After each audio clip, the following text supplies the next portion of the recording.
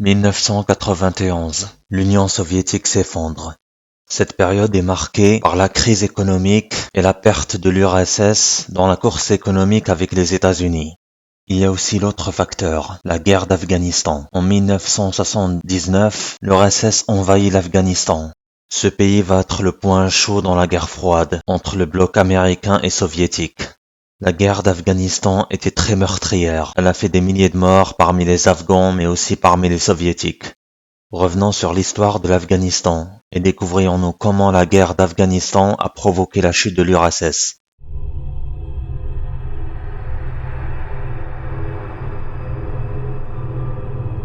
L'Afghanistan est un pays situé en Asie du Sud centrale. Le pays a été colonisé par plusieurs empires, comme l'Empire perse, l'Empire d'Alexandre le Grand. Il y a aussi les conquêtes arabo-musulmanes. Il y a aussi les Moghols. Puis après ça, il y a l'Empire russe et l'Empire britannique. Mais personne n'a réussi à annexer l'Afghanistan, ce qui lui a valu le nom de cimetière des empires. Ce pays possède des reliefs montagneux difficiles d'accès. Il est dominé par les Pashtuns, mais il y a aussi les Ouzbeks, les Turkmènes et les Tadjiks. La majorité de la population est musulmane sunnite. Il y a aussi des minorités chiites.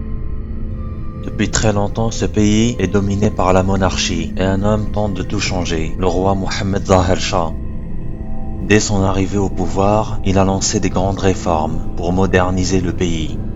Dans la guerre froide, l'Afghanistan est neutre. Les États-Unis et l'Union soviétique investissent tous deux dans le pays. Des écoles, des ponts, des infrastructures, et même des routes sont construites. La capitale de l'Afghanistan, Kaboul, finit par ressembler à une capitale européenne. Les Afghans mènent une vie d'occidentaux. Mais il y a des populations issues des provinces modestes et aussi des campagnes qui sont très conservateurs et attachés aux traditions. En Afghanistan, la majeure partie des officiers sont formés en Union soviétique et des meilleurs étudiants afghans ont été admis à Moscou. L'idéologie communiste les a influencés et les communistes afghans ont fondé le Parti démocratique populaire afghan, le PDPA. Les communistes afghans sont issus de milieux modestes et aspiraient à la justice sociale. Ils rêvaient d'une révolution comme en URSS ou à Cuba. Et surtout, ils prêchaient l'égalité entre les femmes et les hommes. Mais la majeure partie de la population afghane qui est conservatrice et musulmane, elle est en opposition avec les communistes, car les communistes afghans sont athées et laïcs. Des militants des différentes idéologies s'affrontaient, les communistes d'un côté et les islamistes de l'autre. Alors que le roi est en voyage en Italie, une sécheresse s'abat sur le pays et la colère monte contre la monarchie. En 1973, un coup d'État éclate, mené par le beau-frère du roi, Mohammed Daoud Khan. Ce coup d'État a été soutenu par l'URSS et grâce à ça, le parti communiste accède au pouvoir avec la bénédiction de Moscou. La monarchie a été renversée et la République est proclamée. Dès son arrivée au pouvoir, Daoud Khan a promis de réformer la société. Il a pris les terres aux grands propriétaires et les a redistribuées aux paysans.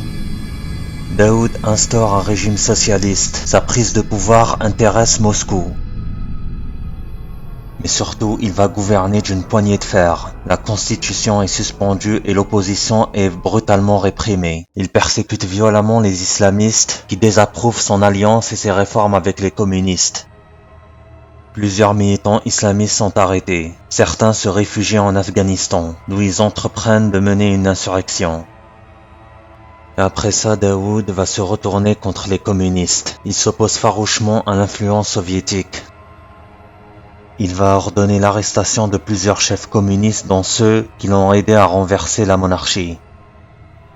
La révolte islamique en Iran déstabilise l'Afghanistan. Les communistes en ont profité pour mener leur propre révolution. En 1978, ils prennent le pouvoir par un coup d'État, ce qu'on va appeler la révolution de Sahour. Cette révolution est menée par Nour Mohammed Taraqi. Daoud Khan et 28 membres de sa famille sont exécutés. Mohammed Taraqi devient le nouveau président de l'Afghanistan. Puis il y a son allié, le premier ministre Hafizullah Amin.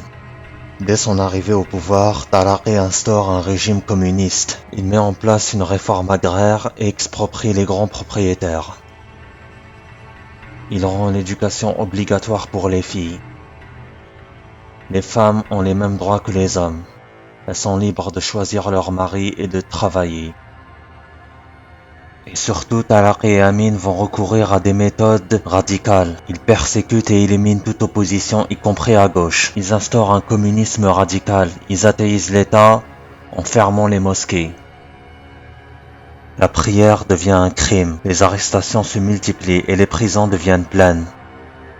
Les islamistes ont décidé d'affronter le gouvernement communiste. Ils ont récupéré des armes auprès de militaires qui ont fait défection en l'armée régulière.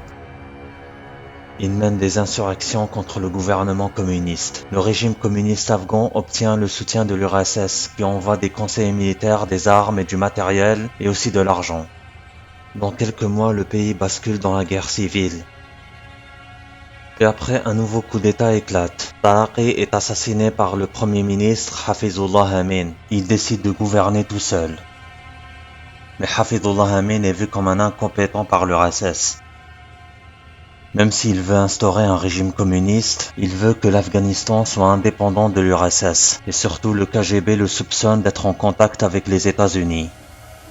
Sentant que la guerre est en train d'être perdue par les communistes et que l'Afghanistan est prêt à tomber aux mains des islamistes, le Kremlin décide d'intervenir. Ce que Moscou craigne, c'est que la révolution islamique en Afghanistan risque de contaminer les régions musulmanes et chrétiennes de l'URSS. En décembre 1979, l'armée rouge envahit l'Afghanistan par voie terrestre et aérienne. Les forces spéciales soviétiques, les Spetsnaz, ils ont lancé l'opération Storm 333 et ils ont éliminé le président de l'Afghanistan, Hafizullah Amin, et ses gardes du corps et son fils. Puis après ça, Moscou remplace Amin par Babrak Karmal, un communiste afghan modéré, et fait libérer des milliers de prisonniers politiques. Mais les Afghans ne veulent pas accepter une occupation étrangère. Comme leurs ancêtres, ils prennent les armes et affrontent les forces soviétiques. La guerre d'Afghanistan débute. La violence de l'invasion de l'Afghanistan par l'Union soviétique choque le monde entier, et l'image de l'URSS considérée comme anticolonialiste et défenseur des peuples opprimés qui sont émergents face à l'impérialisme américain vole en éclats. À Islamabad, des milliers de pays musulmans s'unissent pour condamner l'agression soviétique contre un pays frère. Les États-Unis lancent un embargo commercial contre l'Union soviétique et boycottent les Jeux olympiques de Moscou, un boycott suivi par des dizaines de pays, y compris les pays musulmans. Dans quelques années, les soviétiques se rendent compte dans lequel ils se sont embarqués. Malgré la puissance de l'armée rouge et aussi la force de son aviation, ne peut rien faire face à un ennemi qui connaît facilement le terrain et qui sait le maîtriser. Grâce à leur connaissance parfaite du terrain, les Moudjahidines lancent des embuscades contre l'armée rouge. Ils attaquent des convois et récupèrent armes et munitions. L'armée rouge se retrouve dans un bourbier et possède les mêmes difficultés que les Américains au Vietnam. L'armée de l'air soviétique bombarde des montagnes, sans grand succès. L'Afghanistan devient une terre de djihad. Des milliers de musulmans du monde entier se sont engagés volontairement dans cette guerre. Pour la grande majorité, ils sont issus du monde arabe, comme le saoudien Oussama Ben Laden et son professeur Abdullah Hazam. Les États-Unis de Ronald Reagan apportent un soutien important aux Moudjahidines. Ils envoient armes et matériel et renseignements. Au Pakistan, près de la frontière afghane, Peshawar devient un lieu de recrutement pour des milliers de Moudjahidines. Pour contrer l'aviation soviétique, les États-Unis envoient des missiles Stinger aux rebelles afghans, qui ont fait de chaque Moudjahid un danger mortel pour les hélicoptères soviétiques.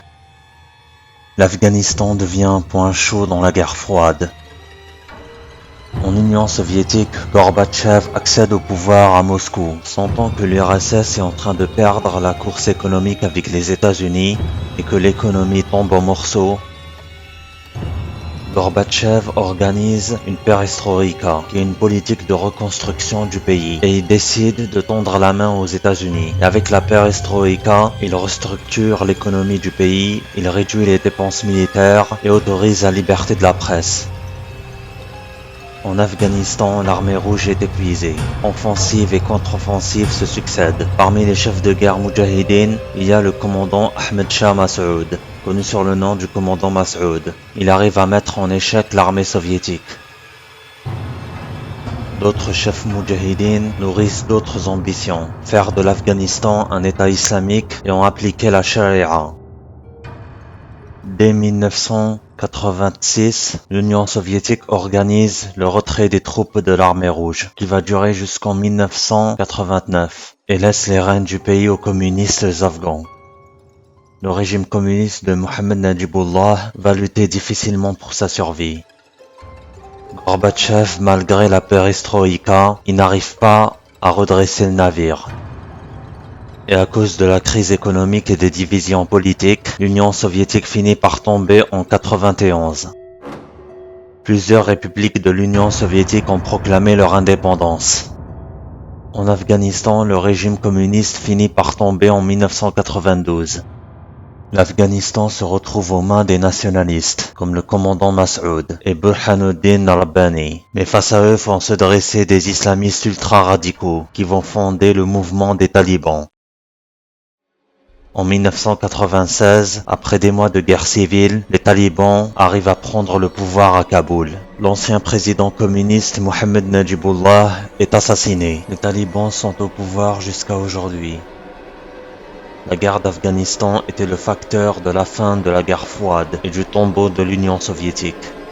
L'Afghanistan a été un point chaud entre l'URSS et les États-Unis. Elle était aussi le Vietnam de l'Union soviétique. Mais cette guerre a aussi changé le monde. L'Afghanistan était le laboratoire de l'islam radical. Des milliers de musulmans qui ont participé dans cette guerre, en particulier ceux qui sont issus du monde arabe, sont tous retournés chez eux et ont déclaré la guerre contre leur propre régime.